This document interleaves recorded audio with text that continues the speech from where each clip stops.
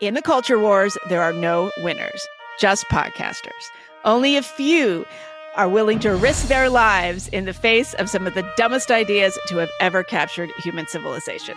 Every week, we, Megan Daum and Sarah Hayter, humbly accept this mission to bring you conversations that are equal parts stunning, brave, and made possible by listeners like you. Welcome to A Special Place in Hell. Hi, Sarah, and welcome to our guest, Uri Berliner. Really great to have you here. Thanks. It's great to be here. Thank you. You're probably known to many of our listeners because you've been making the rounds of many of the places that our folks frequent. But we should just say that you until a few months ago were a longtime employee of National Public Radio. You were a senior editor. I think you were on the business desk. And you're a seasoned journalist, and you wrote a piece in the Free Press talking about everything that was wrong with NPR, and among other things.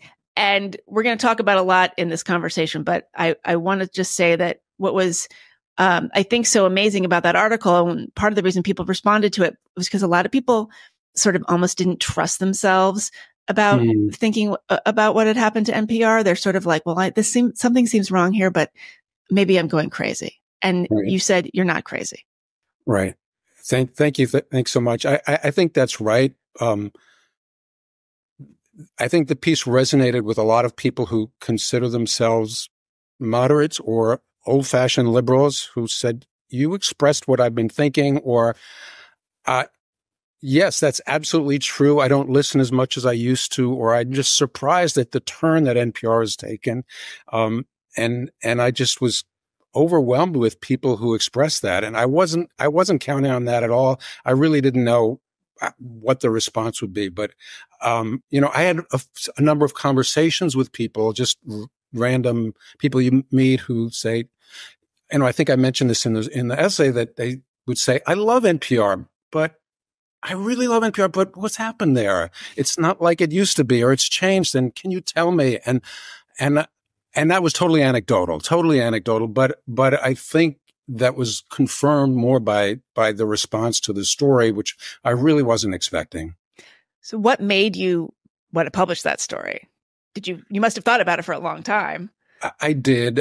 We can go through the years and years where I've been raising these points. I've been doing it I was doing it for more than 7 years.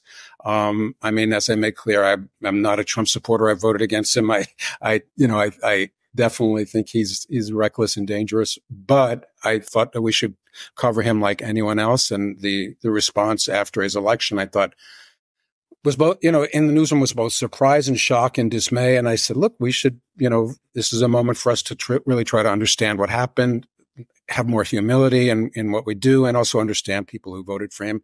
That was the beginning, I think. And then it just took off over the years, on a number of issues, everything from how we were covering COVID to lockdowns to the rise of anti-Semitism it was just a number of things that I kept raising over the years, saying, look, we're either missing stories or we're not framing them properly, and we really should get it together. As I said, I think the response you both have. I don't know if you've dealt with NPR at all. People are very cordial and friendly, polite. They speak in those soft, pleasing tones, and they're very, they say, that's a good point. Let's have a meeting about it. Let's get together and consider what you bring up. And it happened time and again. And, people are very nice, but it didn't really change. And I think it just got to the point, and this is ironic again, that the time I thought was right because we were getting a new CEO. And the new CEO is about to start. And I said, this is the moment to publish this. This is a change in leadership, and boom, this is the right time for me to do it. So that was the right, that was when I did it, and when the new CEO had joined. And I was kind of surprised at her background and who she was. Yeah. So then that CEO is Catherine Marr. Right. And we should say, so this was back in April, and you were subsequently, were you actually fired, or did you quit? No, I wasn't fired. I was suspended for 5 days without pay. And then the CEO, Catherine Moore, then posted publicly on the NPR website, a response to what I wrote that was both critical, but I thought, extremely critical of me. And, and she said I had disparaged my colleagues in a way that I don't believe I did. And I don't think there's any evidence of. So, it just became like the following week I resigned. Okay. Had you and is that thought what you expected? Might happen? Yeah. Did I expect that? Well, I thought I might be suspended. Yeah. I mean, I thought there was a decent chance of that. I didn't think I would be fired outright. Like that would probably not have been too smart for them, but I don't know. I mean, I knew there would be a reaction. But could you imagine continuing to work there after having done something like this? I mean, under certain circumstances, if like the response from the top managers say, you're raising some real points, we want to address them. We'd like you to be part of that and to try and get at some of these problems that you raised. We may not agree with everything you said, but there are some legitimate points here. Come on board. And I could have imagined staying on. Mm. Was it a big problem that you published with the Free Press? Like, what if it had been what if you had published this essay at the New York Times? I mean, of course, imagining they would publish it. Or in Mother Jones. That's a really good question. I mean, I don't know the answer to that. Nobody said to me, look, if you would publish this in the New York Times, it wouldn't have suspended you. I don't know. I mean, I wonder. I mean, I think a lot of people at NPR don't read the Free Press or follow it. That's a really good question. I just don't know the answer to that. Well, they don't read it, but they probably follow it, and there's probably some degree of derangement around it. I mean, they certainly know what it represents. Right. I think that's true. That's true. I mean, a couple of people said, why didn't you publish that in Columbia Journalism Review or something like that? I'm sure they would have loved that, because then no one would have read it, and no damage would have been done. Right. Yes. So, well, actually, can we? I would love for you to kind of go back in time a little bit and tell us what it was like when you first started working at NPR. It was 25 years ago. So, what was the climate? Who were you? What were your ambitions? Why did you want to work there? How did it all sort of start? Yeah, I mean, that was a long time ago. I was one of those people who just was obsessed with NPR. I just woke up to it, and the voices, the stories that would take you to the Amazon, or hearing the bird songs. And they had all these smart people. There was a time when they had commentators, and they had all these quirky, brilliant commentators. And I just thought it had more life than what I was reading on the page of the New York Times, just because it was audio. I really got excited about it. And Susan Stamberg, all those personalities, those great broadcasters. There was one audio documentary in particular. It's called Ghetto Life 101. I don't know if you remember it or not. Wow. It was a pretty amazing. This producer gave these two teenage kids in Chicago microphones and just said, go around your neighborhood and tell us what's happening in your neighborhood. It was incredibly powerful. These kids came back with stories that were horrifying and hilarious, but just like really took you into the pain but also the humanity of this neighborhood in Chicago. And I said, my God, I never heard anything like that. So when I had this opportunity, that there was a business editing job, I'd come from newspapers. I was ecstatic. I mean, that was the place I wanted to be. It was like, that was my destination. It wasn't like I'm moving on to my next step. This was the ultimate. And this was in Washington, D.C., where you yes. were the main bureau. And so what was the office culture like? Like, what kinds of conversations did people have over the water cooler? How sort of open or curious were they about culture? How free were people to express their opinions? I think that people were pretty free to express their opinions. I mean, it was liberal. I mean, it was a liberal orientation, not surprising.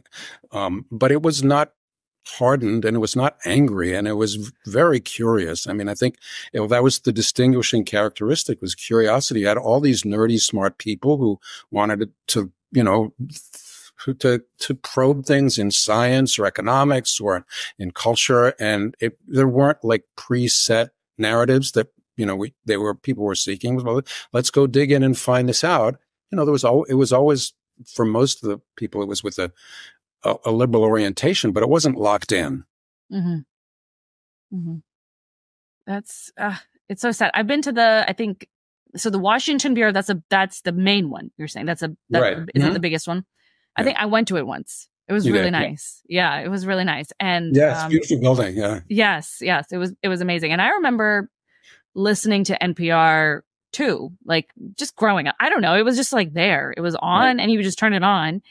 And remember just learning so much indirectly from it. Right. And I think I also just liked having, something on in the background that was informative. It was interesting. It was like friendly conversation. It felt like there was something about it that was just very pleasant, and intelligent.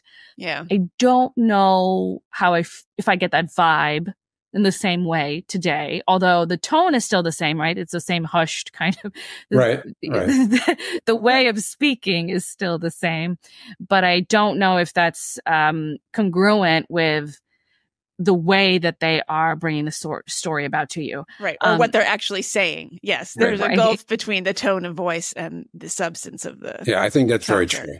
Very true. Yeah. But the voices sound the same. I mean, they've changed over the years, but there is that sort of congenial,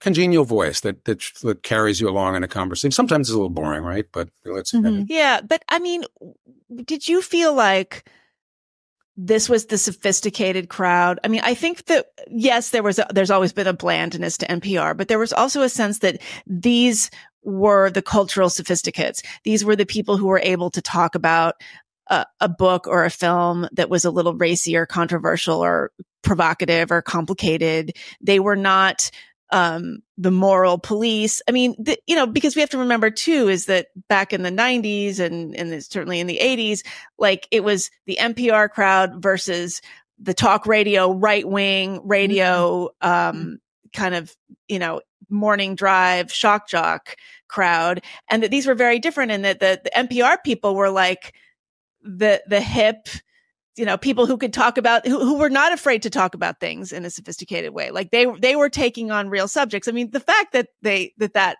series was called Ghetto Life.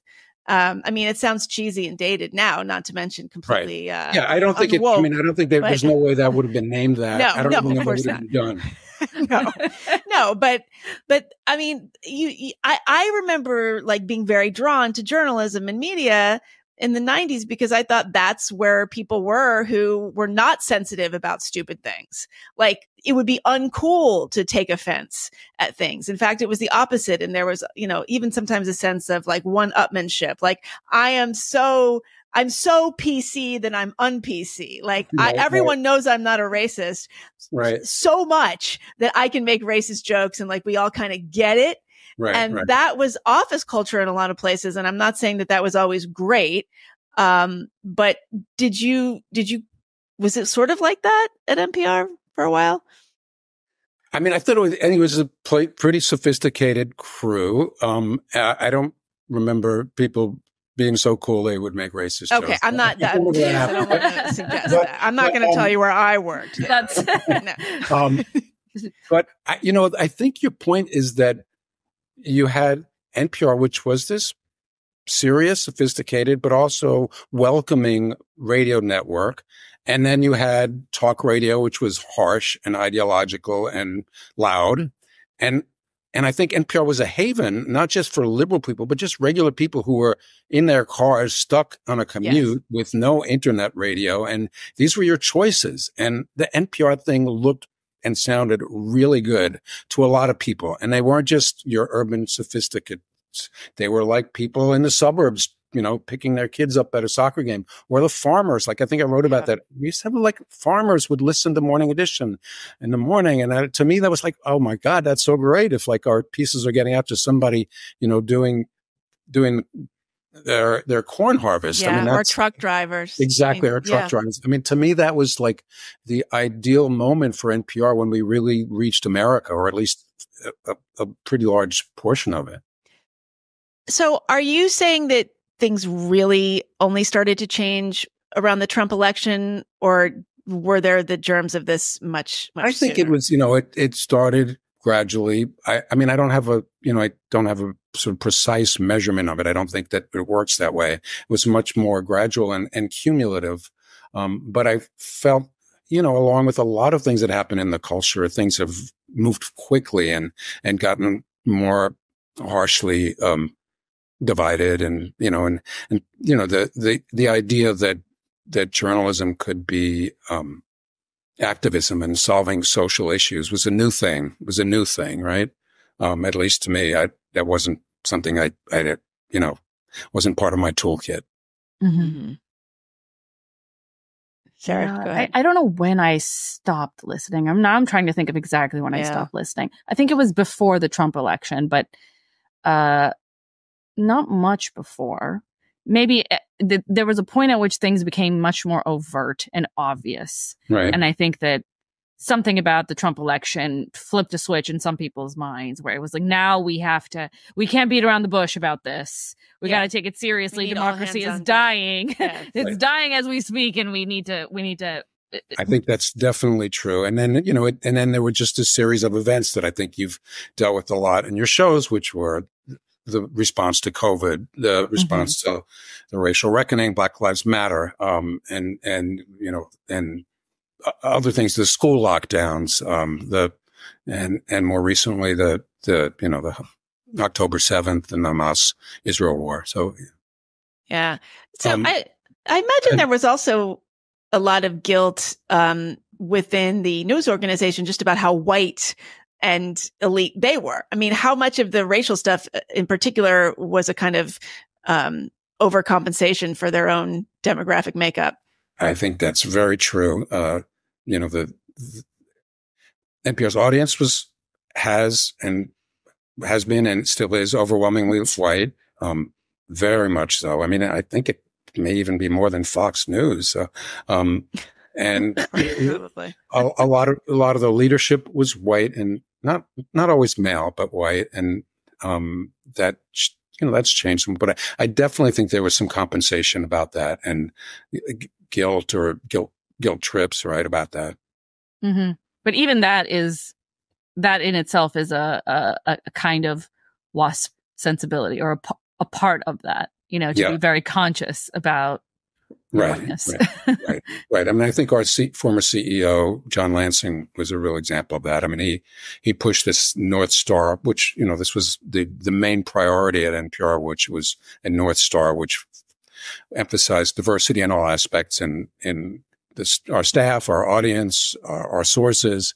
And, that was really when he met with the staff, that was really his point of emphasis almost all the time. Mm-hmm. And what were they? Give me an example of what these initiatives would look like. Well, I mean, I think I wrote about one, which was that we were asked to track all the sources in a database, asking people their race or ethnicity, their gender, and then we were supposed to, everyone was supposed to enter this in a database so we could keep track of everybody who appeared on our air or in our stories. I mostly edited, so I didn't have to do this too much, but I do think I may have created a lot of awkward situations for reporters. But that was, that was a requirement. That's a requirement. Wow. To what end? Wait, you categorize, but so what? So somebody's. I think the idea is to have more, to increase the diversity of the sources who appear in the story. I think they did an audit when this was launched and found that there were disproportionately white and white men on the air or in stories, and that, it was decided that needed to change. Okay, so it was in order to keep track of that, in order to keep track of those metrics and keep you conscious of the kinds of sources that you're using in a piece. Exactly, yeah. Okay. And so are we talking about experts, like a reporter's doing a story and they need to find, 3 experts to talk about science or, GMOs, one of them has to be black. Whatever it is. So, okay. And one of them, but I mean, how much of this this is a rhetorical question, pretty much. This is a pipeline issue, right? So for many decades, you need somebody to talk about certain things. Chances are it's going to be white men. Right. And obviously that changes over the years. But so how did that affect the quality of the experts quoted? Like, were there situations where somebody is desperately trying to find, like, a nuclear physicist of color to weigh in on something, and they can't find somebody, or they just grab like a graduate student or something? Like, how does that happen? How does that work? I mean, I think that, I heard of situations, not as extreme as that, but if there were, for example, two experts in a story and one was a white male and one was not, that, if the quote from the white male was slightly better than the other one, but it didn't reflect the diversity, goal that they'd use the other person. I heard examples of that. There is also at NPR this big database of diverse sources that have been gathered over time, and journalists have been encouraged to use that database, and it is extremely diverse when it comes to race and ethnicity, and it's mostly experts. But if and I haven't analyze this completely, but it looks to me like they're also extremely progressive and, experts from college campuses and, who, veer pretty far to the left politically, most of them. I mean, what's funny about this is we're talking about a medium that is not visual. I mean, this is an audio medium. Right. And so the idea of being colorblind would be sort of implicit in certain ways, right? I mean, obviously there are, if you're, quoting people by name, if you have a Hispanic last name, for instance, I suppose that's obvious. But I mean, it's a little ridiculous when you think about it. It is. And it's also, I agree. And it's also based on the assumption that people think a certain way because of the characteristic of their birth or their race. Right. Yeah. Yeah. And I feel like I remember reading there, the Republicans would always accuse NPR of leaning so far left that they were only interviewing, Democratic lawmakers, for instance. And I feel like I read something that the tally was actually that NPR had interviewed slightly more Republican senators and congresspeople, for instance, than the Democrats. I don't know if you have the numbers on that or if it's even relevant, but I don't. What do you make of that? It may be true. I don't know. I know a lot of Republican politicians have complained about bias. And then I think that within NPR, was a sense that Republicans don't want to talk to NPR, which makes it harder to get a balance. I don't know that, I don't cover politics, so I don't really know the truth of that. Yeah. Mm-hmm. So what were the kinds of stories that you were trying to push for that your reporters were saying, oh, we're not going to do this? I mean, I know you mentioned the Hunter Biden laptop story in your piece. That's not a business story, but I don't know if you want to talk about that or anything else. I'm curious how these discussions went. Well, our little business pod, I think we didn't run into this that often because I think, in business, a lot of it has to, you deal with numbers and data, and it's fairly straightforward a lot of the time. And I also think that, if in economics, there are a lot of models and theories, but there's one thing that really resonates, I think, more than anything else is if you cover the economy, you're very aware of trade-offs. Like that is the most important thing. There's a trade-off to everything, right? As Tom Sowell said. Don't quote Thomas Sowell. No, watch out, right? But you become very aware of that. So I think on our desk, that awareness of trade-offs, like, sort of helps you avoid some of these narratives that are one-sided. I have to say on our desk, which was a small part of NPR, I didn't really face this issue of me trying to force reporters to cover stories certain ways. I think we did a pretty good job. Did Me Too come up? Like, I imagine that has. Yeah, Me Too did come up within organizations. Yeah, no, definitely there were workplace Me Too stories. I can't think of any examples where there was sort of a big issue of conflict. I mean, we had a big Me Too issue over one of our, former senior managers, but yeah. Yeah. Yeah. And well, certainly, I mean, NPR, the local affiliates lost a lot of stars. I mean, every affiliate probably has some major host that was ousted during that time. Yeah. Oh, yeah. A few in New York, WNYC in particular. So I think that, part of the problem with the way we talk about how media has been captured and people say, oh, the New York Times is hopeless, NPR is hopeless.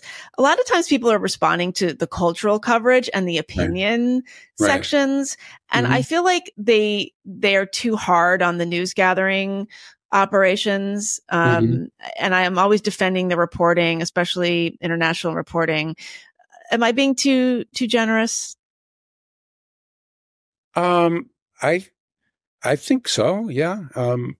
Too generous, but I mean, am I by defending the reporting sides of a lot of these news organizations and saying like, oh, just because you don't like the way this film was reviewed by this woke critic doesn't mean that they can't cover Afghanistan or Gaza. No, this is about me.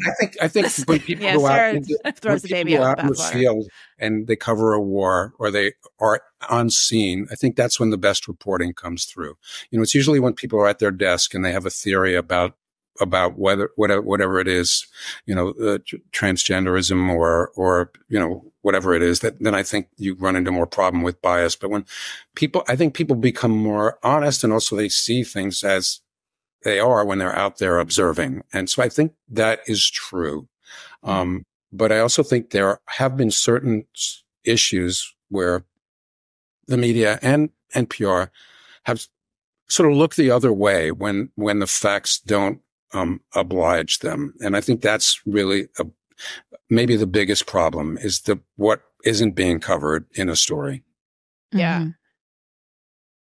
And what gets labeled as crackpot conspiracy theories right away. You mentioned to see here. The lab leak and the coverage of the lab leak. And you in your essay you noted that NPR declared that the lab leak had been debunked by scientists. So was this immediately the consensus everywhere that, okay, we've gotten the message, this is how we're going to treat it, and that was it? Or was it dissent, in the beginning? Because I noticed in the scientific community was at first, right in the beginning, there was actually a little bit of, heterodoxy when it came to there was like scientists. 5 minutes where it was okay to talk about it. For 5 minutes. The scientists disagreed and people were allowed to talk about it. And at some point, it seemed as if the media coverage decided that there was only, one scientific view and everything else was a conspiracy theory. I think that's very true. No, I think that, this wasn't a story I was involved in covering, but I followed it. And you're right. I mean, at the beginning, there was a lot of this, where did this come from? It could have been the lab. It could have been the wet market. And then a few things happened. I think, there was some reporting that charged the lab leak theory as being racist. Then there was this paper that came out. I think it was called the proximal origin of COVID. And in Nature, by the way, which is in Nature, very influential, said, basically downplayed the possibility of a lab leak. A very influential scientists weighed in on this. Even though, as I noted, some of those very same scientists had expressed doubt earlier, but so then it sort of became verboten, right? And, and to think about it. And then it wasn't for a while that you had some really good investigative journalism saying this really could have happened. And then you had the Department of Energy weighing in. They had the most expertise saying they thought it was more likely to be a lab leak than anything else. But, not with great certainty. But so it was I think it was troubling that for that long period of time, it was like you weren't really supposed to say that.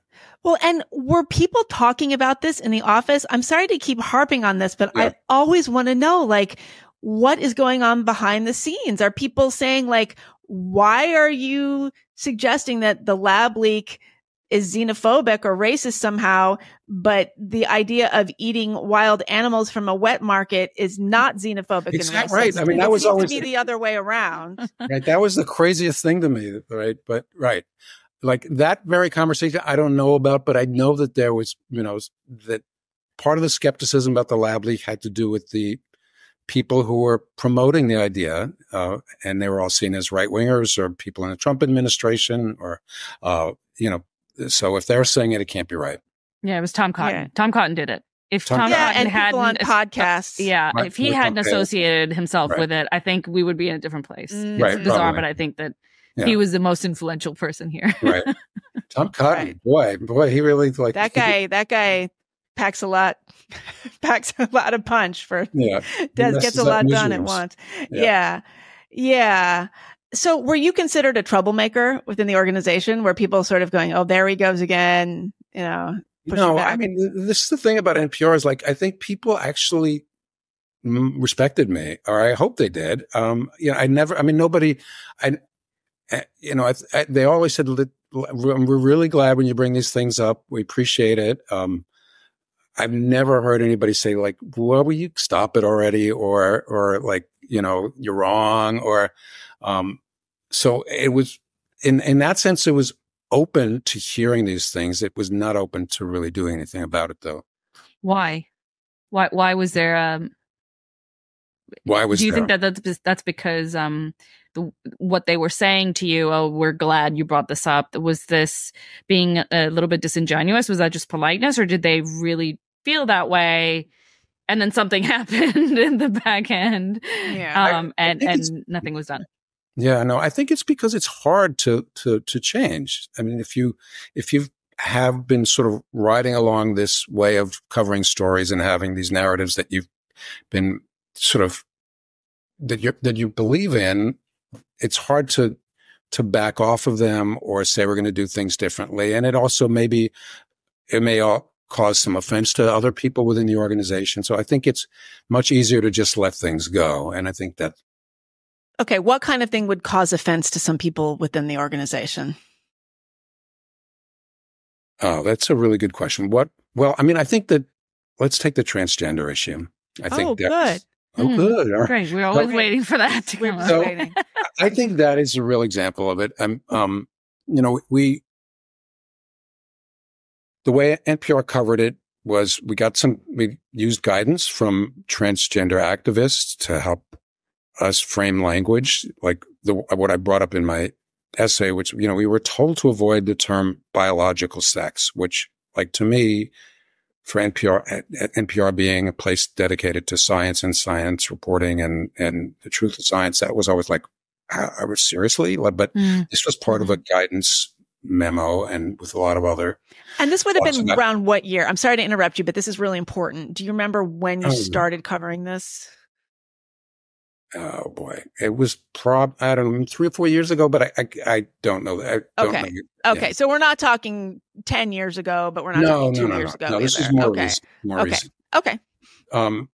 So, I think the coverage at NPR has really been, we talk about, NPR did a lot of coverage about threats to transgender people, like legislation being pushed in red states or celebrating the Transgender Day of Visibility.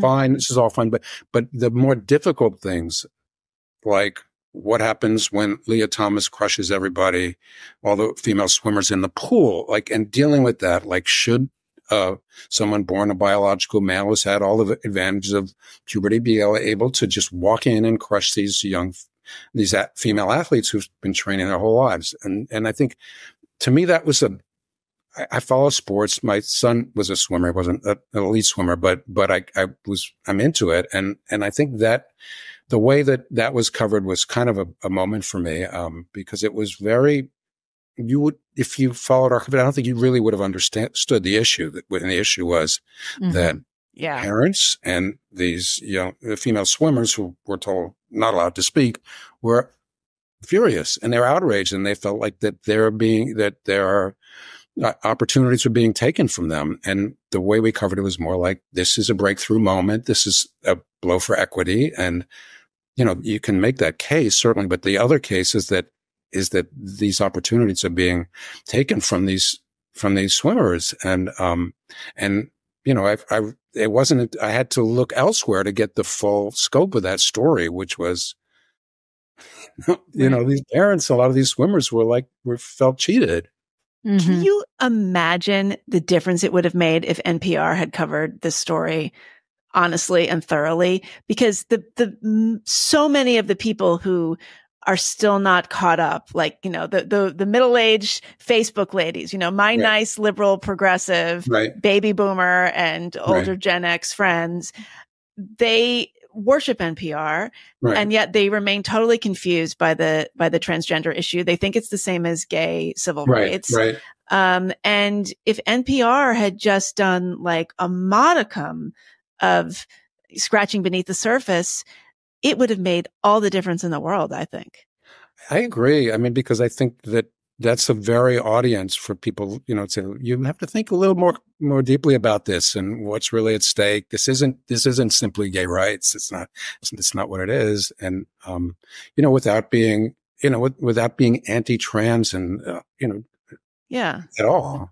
Right. I mean, that's what's interesting about what you just said, in the sense that it feels as if now NPR, that has been, known to provide all this interesting content and kind of food for thought, and very nuanced, heavy content, is now talking down to their own audience to some degree, or presuming maybe like this is dangerous information, so we will withhold it even from this very sophisticated crowd. We're doing you the service of not having to sully your day by hearing difficult information that's going to, be upsetting. Totally. But I also think it's a miscalculation because, I've heard from a lot of listeners say, look, I knew what was going on. They were like, what, this is not, you didn't give us the full story, or, we know that this issue is not black and white, and, don't tell us it is. Mm-hmm. Is this a generational divide kind of thing, or are there people at high levels in the organization that maybe have gender nonconforming or trans-identified kids? I mean, this is something that Helen Joyce talks a lot about, and there's a conspiratorial flavor to her hypothesis, but I'm not sure she's far off. I mean, so Helen Joyce, I don't know if you're familiar with her. She's the author of Trans, and she's a British, she was an editor of The Economist, actually. She's a brilliant thinker about all of this stuff. So she'll talk about how she thinks that at the top of so many of these media organizations and cultural institutions, you've got people with transgender kids and people who have affirmed their kids' transitions and are deeply, deeply invested in this being not only the right thing to do, but the only thing to do. And it would literally make them insane to look into it and wonder if they had made a mistake. And so the anxieties and the self-protective impulses of these people at the top of institutions is continuing to control this narrative. Mm-hmm. That's a really interesting idea. I don't know that to be a fact at NPR. I mean, so it's, I just don't really know, but that's interesting. I mean, a lot of the people who run these institutions have teenage kids, right? So, but I don't know what's going on, but I do want, on the transgender issue and public radio, I think there was one really notable exception. Meghna Chakrabarti, who's the host of Yes, has done a really terrific job on this and really stood out from the rest of public radio. And I don't know, what kind of reaction she's gotten to that, but she's, done interviews on the Tavistock Clinic with the writer Hannah Barnes. And I think she did the first broadcast interview with Hillary Cass. Is that her name? Yes, she did. The author of the. Yes. So I mean, she really stood out to me in a very striking way. Her coverage has been really informed and smart, and so I just wanted to. That's absolutely true. Meghna, I have to say, is the only NPR host who interviewed me about my last book, The Problem with Everything, which was a critique of a lot of the culture war coverage. I mean, it was an unwoke book before its time. Very gentle, by the way, extremely anodyne, but it came out in 2019.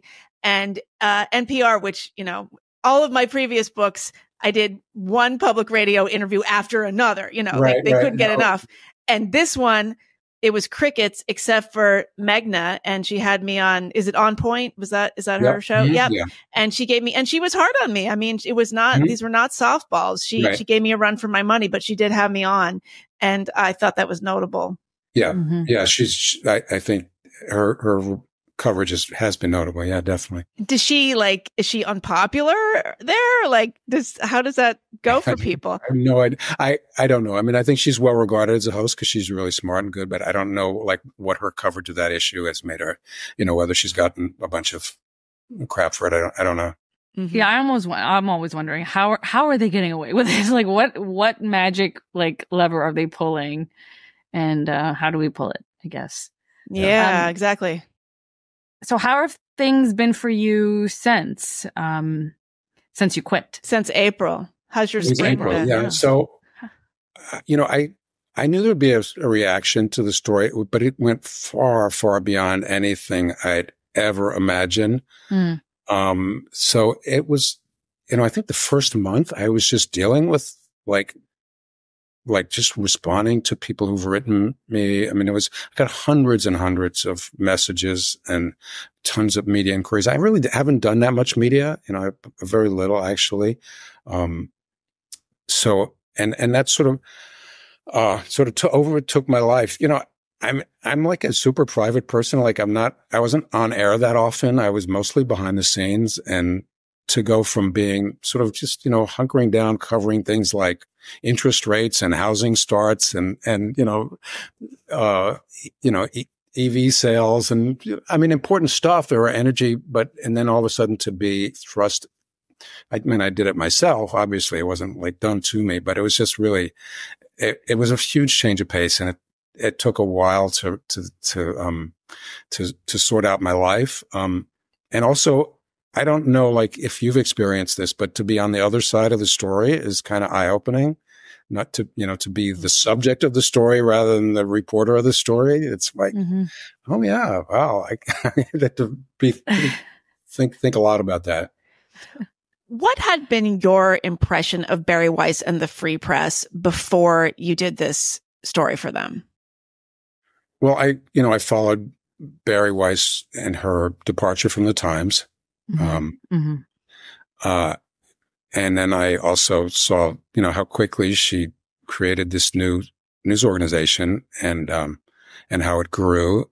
And I think she tapped into a segment of the population that felt politically homeless or felt like that they couldn't really trust either side, or were looking for very smart coverage that was not buying into ideological narrative, the traditional left or right. So, and I just was really impressed with how it grew, and the people who've contributed.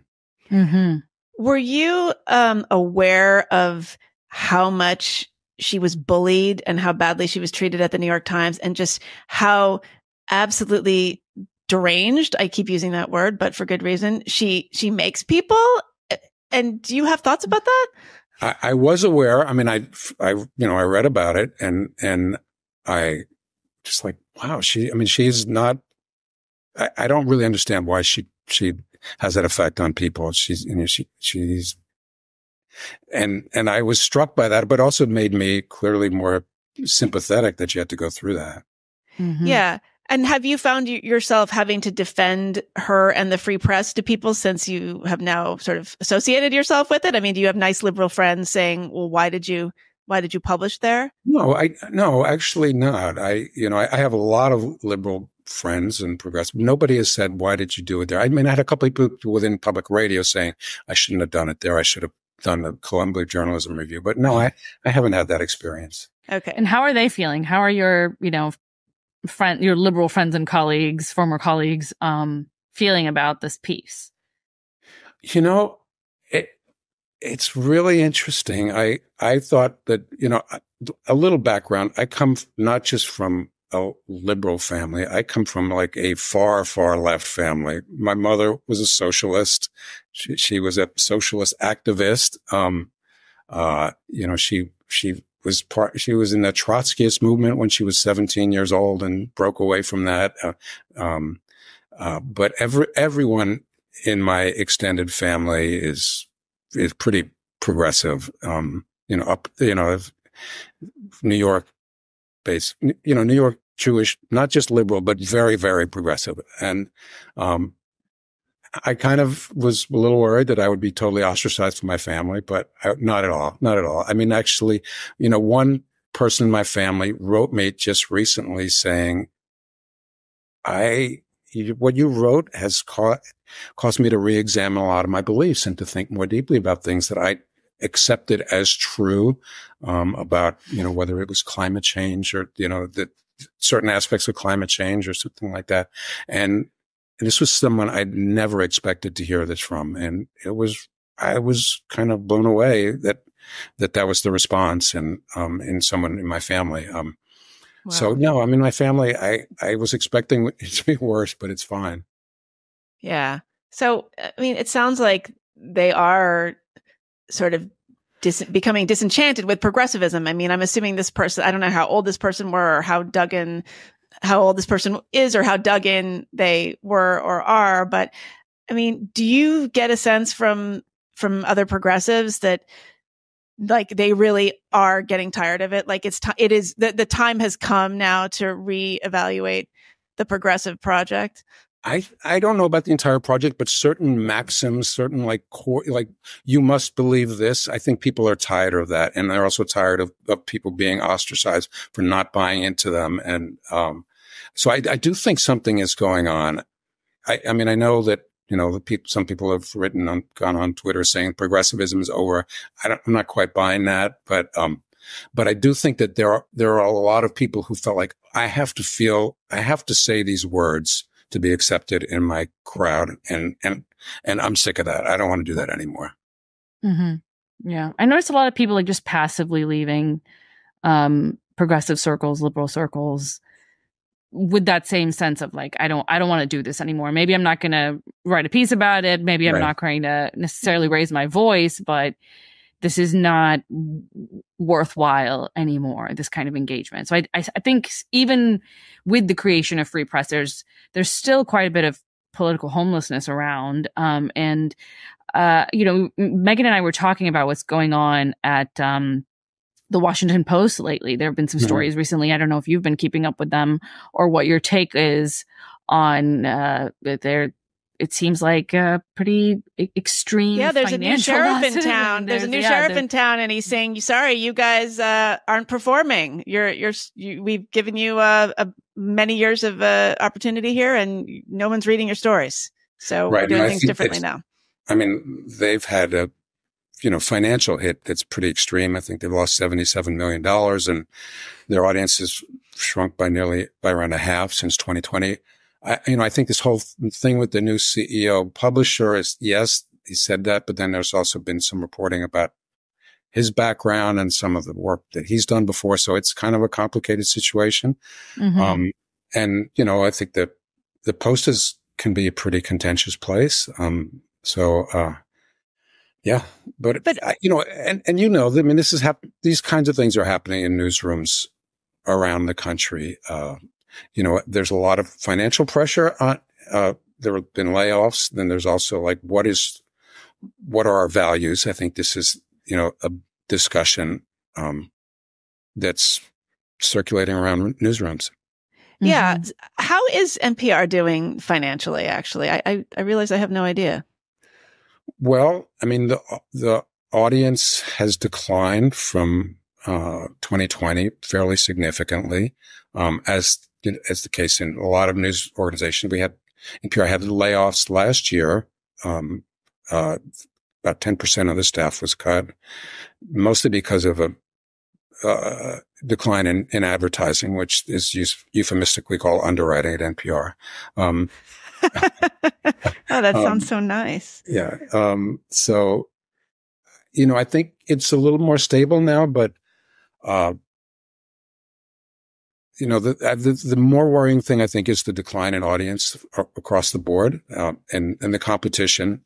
There's a lot of competition, in podcasting for NPR, and just the technological changes, the way people listen to audio. People don't turn on with the radio when they're driving home from work and listen over the air the way they used to, which was really NPR's bread and butter, was the morning commute and the afternoon commute and breakfast time and dinner time. And that's changed so dramatically. So it's a real threat to NPR.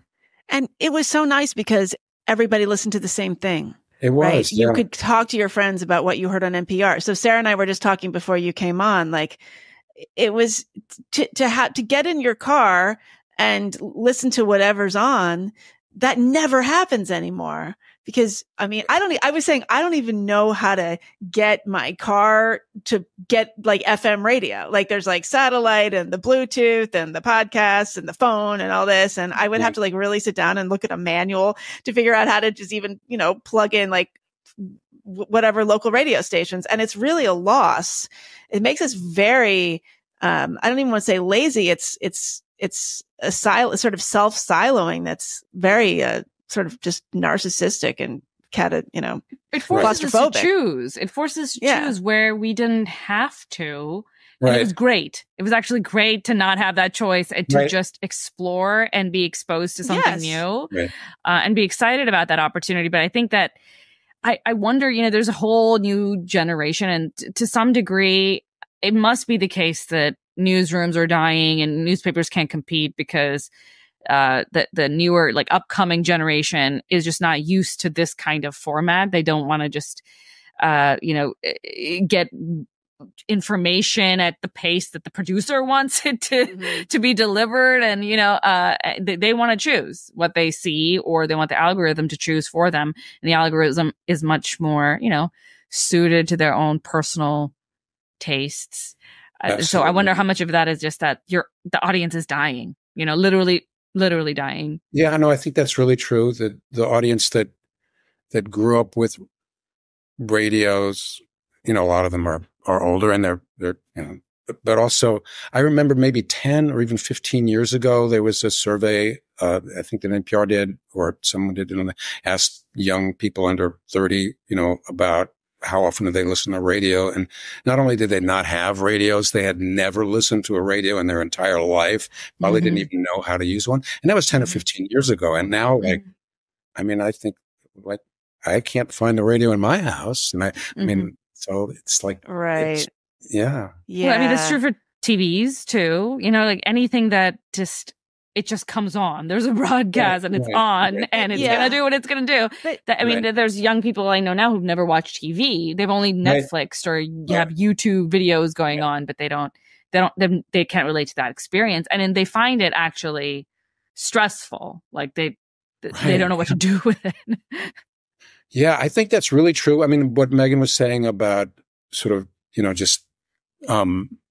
just the having it on and it, it being there, and being a common experience, we don't have these common experiences of we hear the same story or read the same. It's very rare unless you're in your Twitter bubble. But I mean, it's like weird thing where everybody, like a huge number of people heard the same story or read the same story. We don't have that experience anymore. But I also think there's something reassuring or comfortable about just turning it on and letting it wash over you, right? One story after another. Yes. You don't have to decide, and there it is. You might like this one or that one, but it's like there in the background, and you're kind of absorbing it. Yeah, it's like traveling without plans, or going for a walk without in a new city without really knowing where you're going. And you're trusting, like, these are the cultural gatekeepers. Terry Gross, people would listen to Fresh Air every day, trusting her to have the most interesting guests, of whom she would ask the most interesting questions. And, I'm curious if you have anything to say about Terry Gross, because as an interviewer myself and as a journalist, and she was so influential. Like the way you conduct an interview, as far as I'm concerned, is the way Terry Gross conducted an interview, because I just grew up, that was just baked into my sort of intellectual nervous system. And I have to admit, I have not listened to a Terry Gross interview in years. And I'm not sure why that is, if she's interviewing people differently than she used to, or if my own standards have changed. Do you listen to Fresh Air? Not like I used to. And I think it's not for any dislike of it or anything, or I've changed my opinion about it, but it's just, I don't, it used to come on the radio in the afternoon, and there it was, and I would listen, and she was a great interviewer, and like so many interviews are really attractive and compelling and like very open. But I don't listen now because I don't turn on the radio in the afternoon. Although I probably should have to help NPR's bottom line. Yeah. And as an author, you really wanted to get that fresh air interview. Right. I mean, that was the metric, right? So if you were a publisher and you were trying to get your author's book out there, you wanted, basically three things. You wanted, well, depending on the kind of book, you wanted like the Today Show or something like that. Right.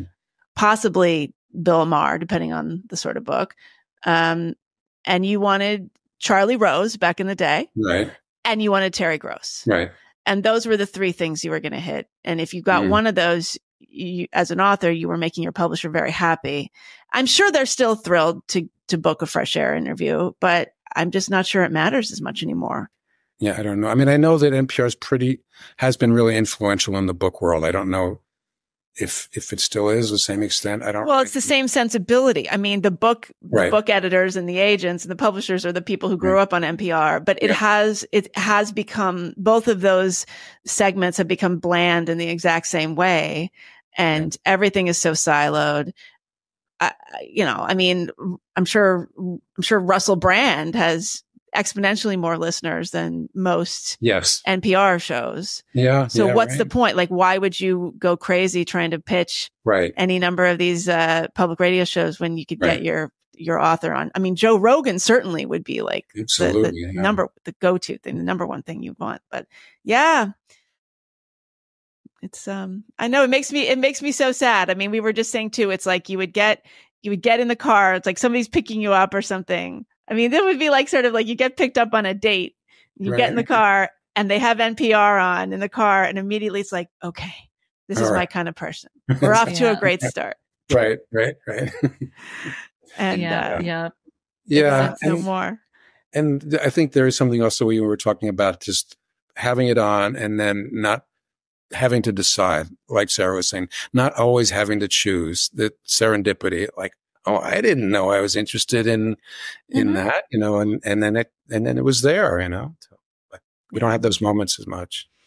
No. Well, so you've been in this business for a long time. I know we're not allowed to ask about your next venture because you're not ready to talk about that yet. So instead, we'll sort of go back in time again a little bit. I'm curious what kind of advice you give to young journalists who are starting out now, people who want to be in the news business, who want to be in media. Mm-hmm. Do they ask for your advice? Increasingly, they don't ask for my advice because I live on another planet. I come from another time and it's not really relevant. But were they to ask your advice, what would you say? I think my advice is like probably so outdated, but I still think the best thing to do when you're a young reporter is to cover the cops. I think like there's nothing like covering the cops. You're exposed to people in crisis. You're exposed to how law enforcement deals with those crises in good ways and bad ways. You go out on the street. You have to talk. You have to have these incredibly difficult conversations with people. And sometimes you think, I can't talk to this person. It would be the worst thing in the world if I asked this person how they felt after a horrible crime. And sometimes they don't want to talk to you, but sometimes they really, really want to talk to you. The cops agree to have a reporter and be so around. Around near them. That's not the way reporters get started anymore. I guess they get started, like on some news site where they do opinion pieces or they do clickbaity pieces. But I don't know.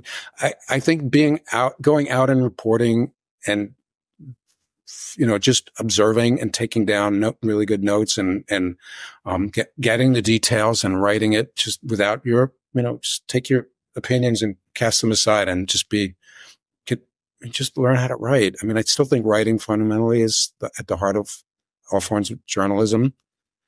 Oh, you do? That's good. I do. Do you? Mm-hmm. I'd like to think so, but it's different. Everything, you could write something and you really can't just put it out as a piece of writing. You have to offer some kind of like audio version of it, or you have to tweet it out. I've seen people, take their entire articles and just piece by piece put it out as a bunch of tweets. And it's like, well, then why did you post the thing? I don't know. I mean, I know what you're saying, but I still think like good writing helps you become a better podcaster, because, I think you know how to, if you know how to express yourself in writing, there's a good chance you know how to express yourself verbally, I think. But maybe that's. Yeah. Sometimes. I don't know. Yeah. You don't know? I mean, neither is true of me, but maybe that's it. Maybe but are you, okay, like, would you be more, like, if somebody had like something to say that would be like a long essay, would you be more apt to listen to it on audio? Sarah, I'm asking you this because I feel like, Uri is going to read the piece. I know you're a reader, but okay. But I'm a lot a reader of people, for sure, but I don't think that's normal. No, I don't think people that's listen to audiobooks more than they read books now. Yeah.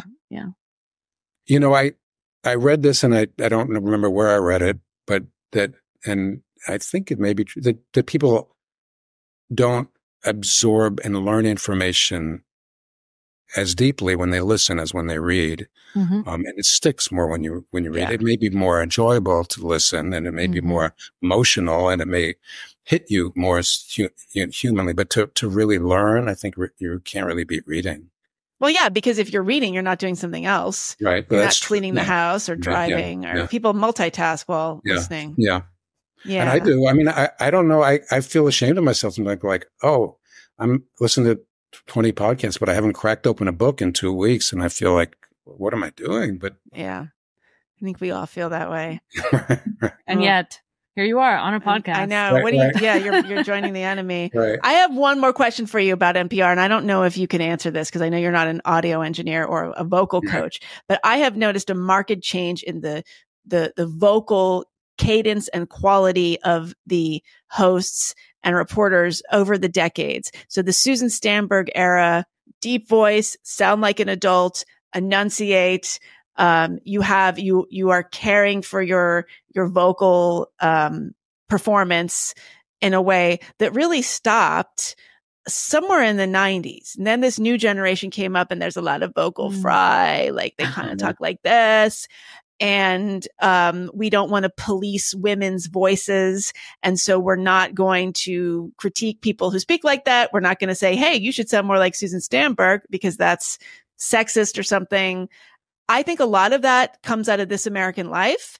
Not necessarily because they talked like that in the early days, but because it was just so different. And there was a casualness to the whole just aesthetic that Ira Glass was, he invented that, or he really, shepherded that out into the world.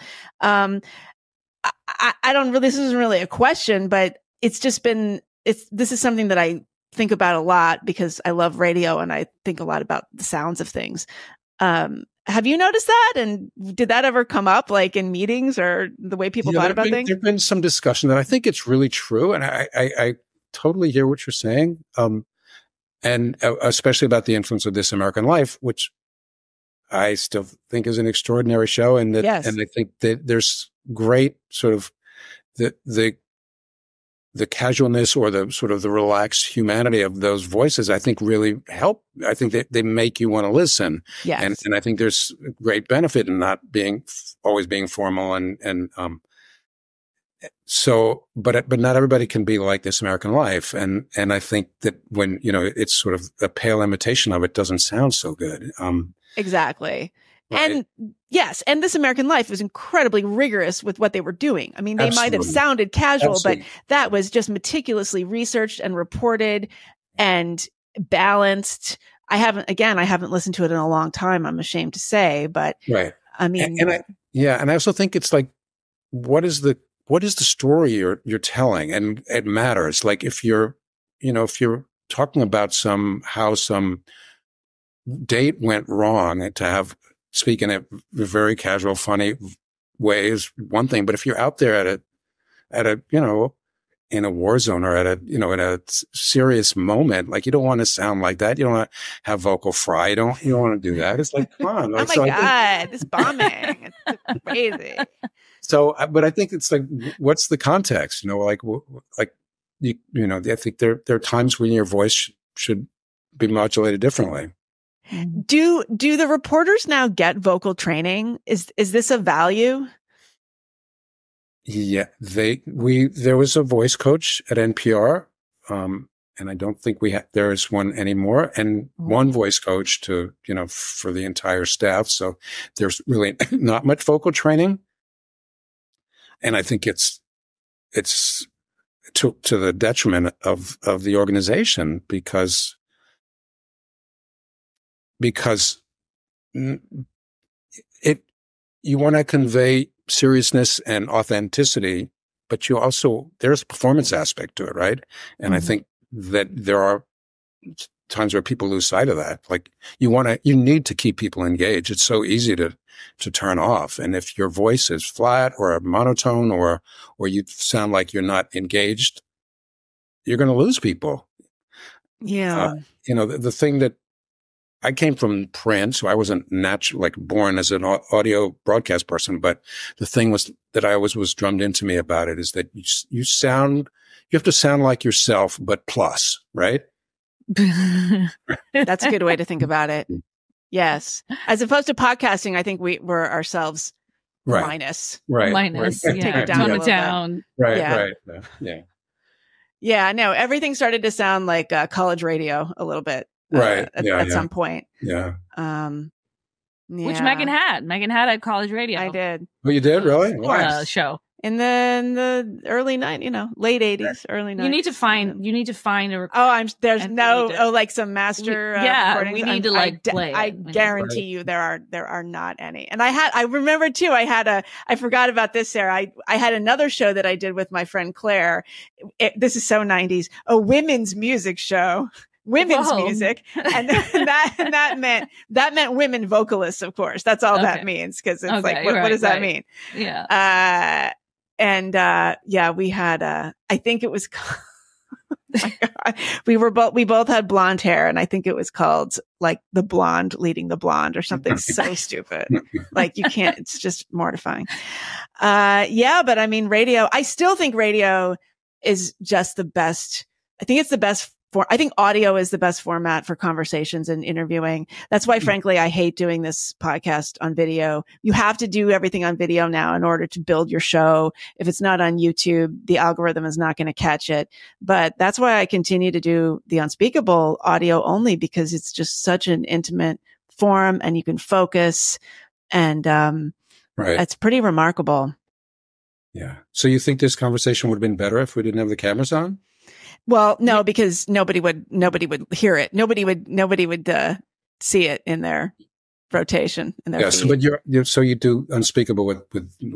I don't. Yeah, and I don't even have the camera on when I'm recording. So sometimes the guest gets freaked out because we're not seeing each other on the recording. But then they quickly get used to it. It's just because you just like have that voice in your ear. I think that's the worst, where it is audio, but have a camera and it's not going to be aired. Like there's no we're not recording the video, but here I can see this other person and I'm still conscious of it.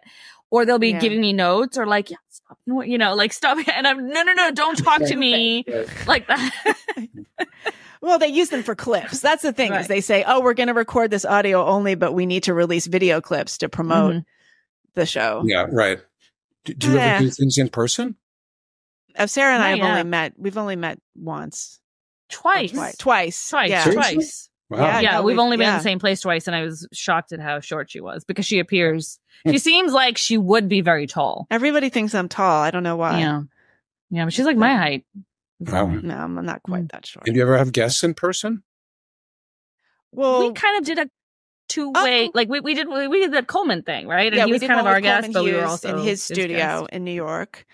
But no, it's hard because that's the thing is everything is so DIY. Right. Yeah. And everything is, I mean, that's the other thing. And we'll let you go in a minute, but I mean, the pandemic also really changed production values and people's expectations. I mean, first it was like, oh, people are so forgiving.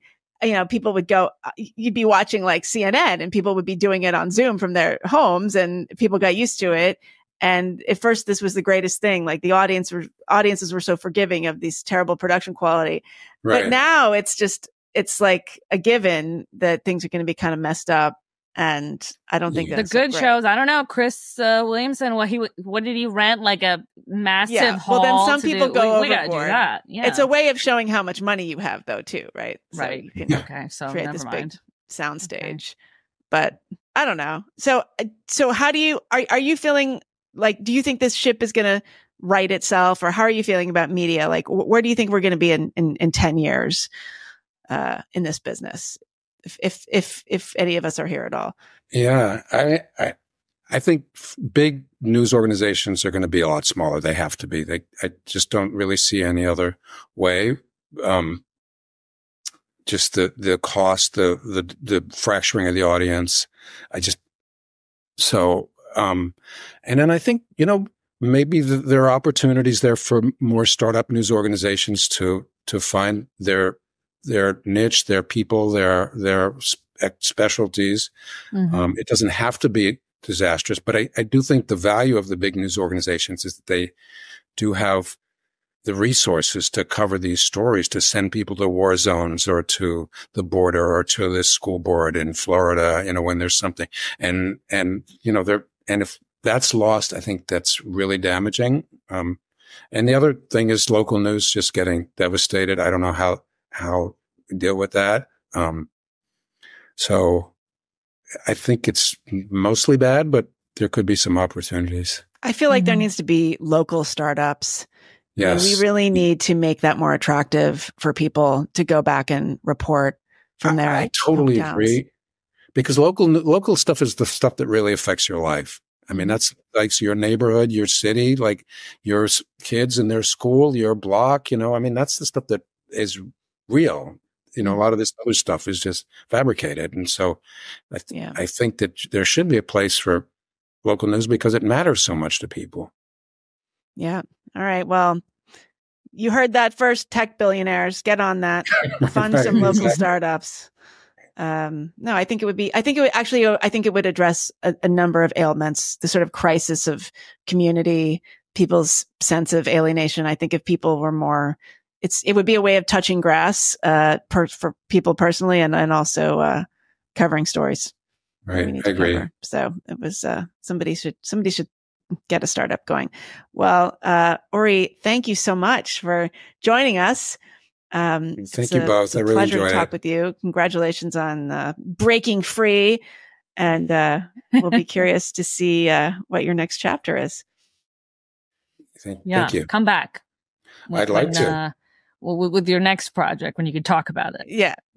All right. Thanks a lot. All right. Great talking. Okay. Thanks. Bye. Bye. You have reached the end of the episode, which probably means you like our content. Why don't you join our Substack right now? You can become a paying subscriber at a specialplace.substack.com. You can join our listener community, leave comments, interact with everybody. We'll see you in there. It is totally worth it. So please join us, a specialplace.substack.com. And thanks for listening.